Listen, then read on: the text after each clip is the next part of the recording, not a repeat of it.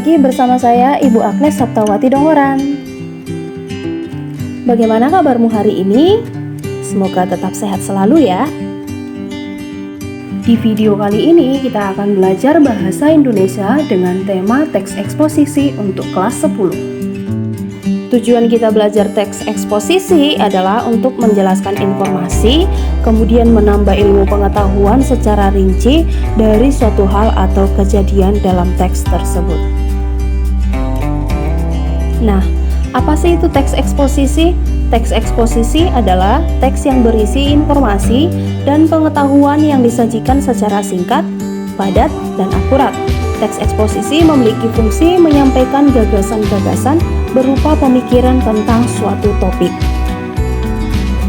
Adapun ciri umum teks eksposisi terdiri dari yang pertama, informasi. Informasi bersifat singkat, padat, dan jelas. Yang kedua, di dalamnya terdapat objektif dan netral, dalam artian tidak memihak. Yang ketiga, bersifat persuasif. Informasi yang disampaikan merupakan ajakan. Dan yang keempat adalah fakta.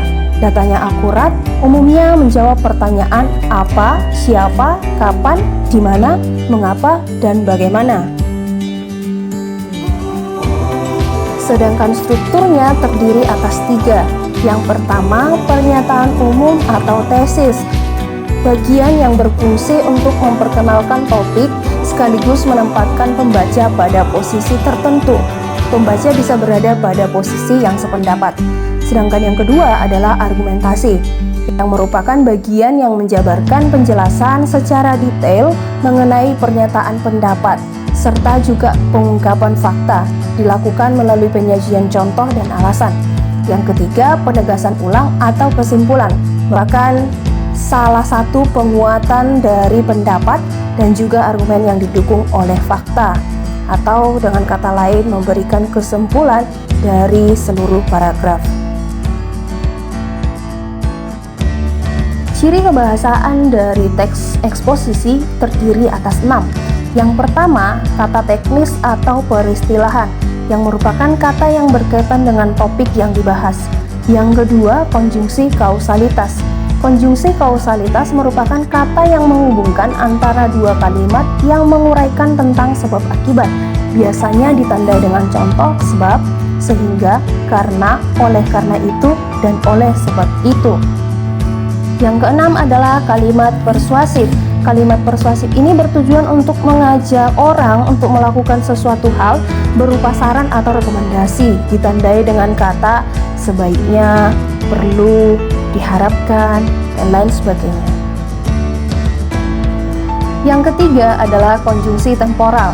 Konjungsi temporal ini merupakan hubungan waktu antara dua hal atau peristiwa. Contohnya, lalu, kemudian, sesudah, selanjutnya, dan sebelumnya. Yang keempat adalah kata kerja mental atau verba tingkah laku. Kata kerja ini merupakan respon atau sikap seseorang terhadap suatu tindakan, keberadaan, atau pengalaman.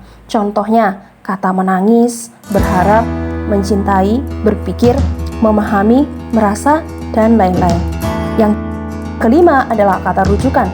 Kata yang menunjuk pada kata lain yang telah digunakan sebelumnya sebagai pengganti dari kata aslinya. Kata rujukan umumnya menggunakan kata-kata seperti di sini, di sana, ini untuk menandakan tempat. Sedangkan untuk menandakan orang, dia, tersebut, dan lain-lain. Demikian materi tentang teks eksposisi untuk kelas 10. Sampai jumpa di video berikutnya. Terima kasih telah menonton.